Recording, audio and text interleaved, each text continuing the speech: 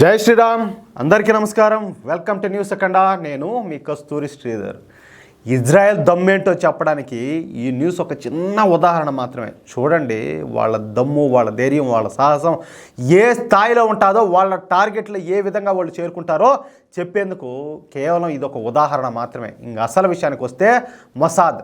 ఈ మొసాదు ఇజ్రాయెల్ యొక్క రహస్య గూఢాచార సంస్థ. ప్రపంచంలోనే అత్యుత్తమ గూఢాచార సంస్థల్లో మొసాద్ సంస్థ మొదటి స్థానంలో ఉంటుందంటే ఎంత మాత్రం అతిశయోక్తి అయితే కాదు. మొసాద్కు ప్రపంచవ్యాప్తంగా రహస్య గూఢాచారులు ఉన్నారు. ప్రపంచంలో మొసాద్ చేయలేని పని అంటూ ఏది కూడా లేదు. ఈ మొసాద్ సీక్రెట్ సర్వీస్ ఏజెన్సీను 1949 డిసెంబర్ 13వ తేదీన అయితే దీన్ని స్టార్ట్ చేశారు. అంటే మనకు స్వాతంత్రం వచ్చిన దగ్గరలో అని చెప్పుకోవచ్చు. అప్పటి నుంచి ఈ రోజు వరకు మొసాద్ చేసిన రహస్య ఆపరేషన్లో అన్నీ ఇన్ని కావు. 1949 నుంచి ఈ రోజు వరకు కూడా ఇజ్రాయెల్ సీక్రెట్ సంస్థ అనేటువంటి ఈ మొసాద్ దాదాపు 1500 సీక్రెట్ ఆపరేషన్స్ను నిర్వహించినట్టు తెలుస్తుంది.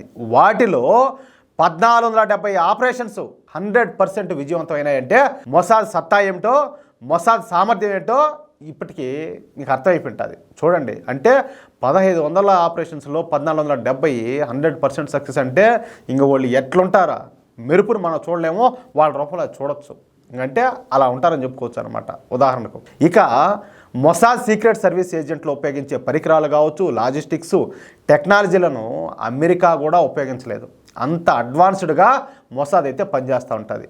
ఇక అసలు విషయానికి వస్తే ప్రస్తుతం ఇజ్రాయెల్ హెజ్బుల్లా తీవ్రవాద సంస్థ మధ్య హోరాహోరీగా యుద్ధం జరుగుతున్న సంగతి మనకు అందరికీ కూడా తెలిసిందే. ఈ క్రమంలో మొన్న వారం రోజుల క్రితం హెజ్బుల్లా తీవ్రవాద సంస్థ సుప్రీం లీడర్ అయినటువంటి హసన్ నస్రల్లాను ఇజ్రాయెల్ బలగాలు అయితే లేపేసిన సంగతి మనకు అందరికీ కూడా తెలిసిందే. ఈ హసన్ నస్రల్లా వాడేం ఆషామాషి నాయకుడేం కాదు. ఇరాక్లో అమెరికా బలగాలను ముచ్చెమటలు పట్టించినటువంటి తీవ్రవాద నాయకుడు. దాన్ని బట్టి మీరు అర్థం చేసుకోవచ్చు, ఓడేం ఆషామాషి వ్యక్తి కాదు, ఆయన తోపే. అనేక మంది అమెరికా సైనికులను, అదేవిధంగా పౌరుల మరణాలకు కారణమైనటువంటి వ్యక్తే ఈ హసన్ నస్రల్లా. అందుకే ఇరాను, ఇరాక్లలోని షియా ముస్లింలలో ఈ హసన్ నస్రల్లా ఒక హీరో అనమాట.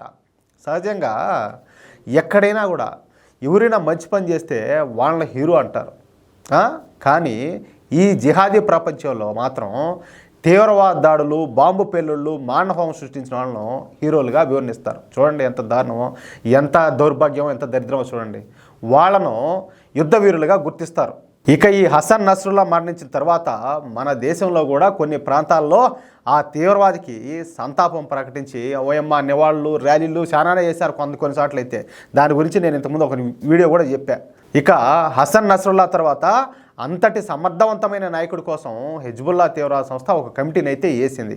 ఆ కమిటీ పేరే హెజ్బుల్లా ఎగ్జిక్యూటివ్ కౌన్సిల్. చూడండి, అంటే వీళ్ళు చేసే వ్యాపారాలే అటు వ్యాపారాలు, దానికి మళ్ళా హెజ్బుల్లా ఎగ్జిక్యూటివ్ కౌన్సిల్ అంట. పేర్లు చూడండి ఎంత గొప్ప గొప్ప పేర్లు పెట్టారో. వీళ్ళు చేసే పనికి పనులకు మళ్ళా ఈ హెజ్బుల్లా ఎగ్జిక్యూటివ్ కౌన్సిల్లో ఉండే వాళ్ళంతా కూడా విద్యార్థికులే. అయితే వీళ్ళందరూ కూడా మత పిచ్చితో రగిలిపోయేటటువంటి విద్యావంతులు అన్నమాట. కానీ నేను ఇక్కడ ఒక మాట చెప్తాయా, వాళ్ళ మత పిచ్చి ఉంటే ఉండొచ్చు, అంటే చదువుకున్న వాళ్ళ విషయమే నేను మాట్లాడుతున్నా. కానీ మన వాళ్ళల్లో చాలామంది చదువుకున్న వాళ్ళు నేను చూస్తూ ఉంటా, బాగా ఉండేవాళ్ళు చదువుకున్న వాళ్ళు కూడా కనీసం దేవుడికి దండం పెట్టాలంటే వాళ్ళకి ఏళ్ళైన బరువు, గుడికి పోవాలంటే వాళ్ళకి ఏంది ఏళ్ళైన బరువు చెప్పాలంటే, కనీసం కుటుంబ వ్యవస్థ అన్నా కూడా, లేకపోతే దేశభక్తి అన్నా, లేకపోతే ధర్మనిష్ట అన్నా కూడా చాలామందికి పట్టదు. కనీసం ఓటేసేదానికి చాలామంది పోరు. అంటే ఎటువంటి బాధ్యత లే. కానీ వీళ్ళు ఏంటంటే ఫ్రీగా లెక్చర్లు ఇస్తూ ఉంటారు. దేశం అట్టు ఉండాలా, ఓట్లు ఎట్టు ఉండాలా, వీళ్ళు ఎట్టు ఉండాలా. అసలు చెప్పాలంటే వాళ్ళు ఎందుకు బతుకుతారో కూడా తెలియకుండా బతికే వాళ్ళు చాలామంది ఉన్నారు. ఇంకొక విషయం చెప్పేదా, అసలు నాకు దేవుడు అంటే నమ్మకం లేదని చెప్పేవాళ్ళు మన హిందువుల్లోనే చాలామంది తయారవుతున్నారు. చెప్పాలంటే ఇది ఒక దరిద్రపు కొట్టు ఫ్యాషన్గా తయారవుతుంది. వాళ్ళనైతే దేంతో కొట్టినా ఏం చేసినా కూడా పాపంలా నా దృష్టిలో.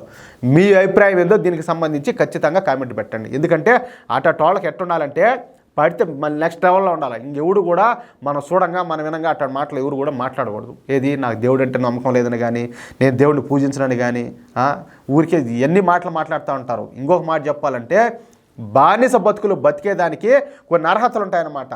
ఆ అర్హతల్లో మొదటి అర్హత ఇదో ఇలాంటి వాళ్ళే. అది ఇంతకుమించి ఏం చెప్పాలి నేను. ఇక నిన్న సాయంత్రం లెబనాన్ రాజధాని ఈ బీరట్లోనే హెజ్బుల్లా ఎగ్జిక్యూటివ్ కౌన్సిల్ రహస్యంగా సమావేశమైంది.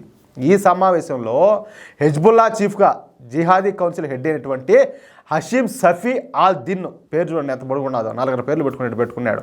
ఈయన గారిని ఎంపిక చేశారు. అంటే ఈ రోజు నుంచి హెజ్బుల్లా చీఫ్గా ఈ హషీమ్ సఫీ ఆల్ దిన్ బాధ్యతలు చేపట్టాల్సి ఉన్నది.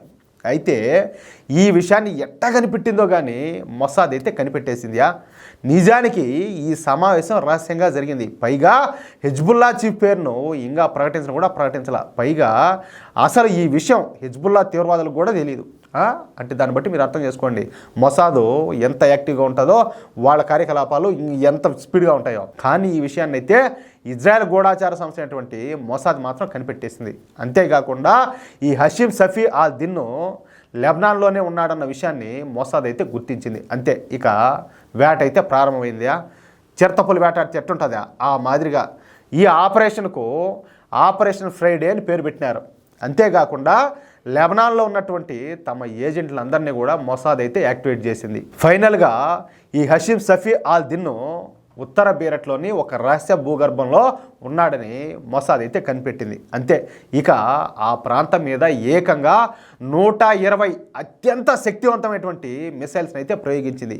ఈ మిసైల్స్ దాటికి అక్కడ ఏంటంటే ఎట్ట జరిగింది తెలిసిన బేచే ఆ మిసైల్స్ పడడానికి 20 మీటర్ల లోతుకైతే గుంత పడిందంట. దాన్ని బట్టి మీరు అర్థం చేసుకోవచ్చు. ఆ గుంతలోనే ఈ హెజ్బుల్లాకు కాబోయే చీఫ్ ఈ హషీమ్ సఫీ అయితే ఆడనే పూర్తి చేసినట్టు అయిపోయింది. అంటే ఇజ్రాయెల్ మిసైల్స్ దాడిలో ఈ హషీమ్ సఫీ ఉంటున్నటువంటి భూగృహంతో పాటు ఈ హషీమ్ సఫీ కూడా గుంటలోకి దిగిపోయినాడు. అంటే అది ఇక ఇదంతా కూడా ఎంత టైం పట్టింది తెలిసిన వాళ్ళకి పని చేసేదానికి కేవలం 2 గంటల వ్యవధిలోనే ఇదంతా కూడా జరగడం విశేషం. అంటే హెజ్బుల్లా ఎగ్జిక్యూటివ్ కమిటీ ఈ హషీమ్ సఫీ పేరును నిర్ణయించిన 2 గంటలకే ఈ హషీమ్ సఫీను మొసాద్ లేపేయడం ఇక్కడ విశేషం. సహజంగా ఇలాంటి విషయాలను మన సినిమాల్లోనే చూస్తూ ఉంటాం. ఏది మనోళ్ళు ఏదైనా పాకిస్తాన్కి వారు పోయేది, బయట దేశాలకు పోయేది, మన రా ఏజెంట్లు అంటారు, సీక్రెట్ ఏజెన్సీలు అంటారు, వాళ్ళని ఏదో కిడ్నాప్ చేసుకొని తీసుకొచ్చా ఉంటారు చూడు, లేకపోతే లేపేసి వస్తూ ఉంటారు. ఇట్లాంటివన్నీ మన సినిమాల్లో కనపడతాయి. కానీ ఏంటంటే ఇప్పుడు ఈ మొసాద్ ఏంటంటే రియల్గా చేసి చూపించాలి. అది కూడా అతి తక్కువ టైంలో, ఎవరు కూడా నమ్మలేనంత తక్కువ టైంలో. మామూలు విషయం కాదు కదా ఇదంతా కూడా. అది మీకు ఈ న్యూస్ నచ్చితే, అదేవిధంగా నేను చెప్పింది కరెక్ట్ అని మీరు భావిస్తే ఈ న్యూస్ను నలుగురికి షేర్ చేయండి. మీ అమూల్యమైన అభిప్రాయాలను ప్రతి ఒక్కరు కూడా ఖచ్చితంగా కామెంట్ రూపంలో తెలియజేయండి. జై శ్రీరామ్.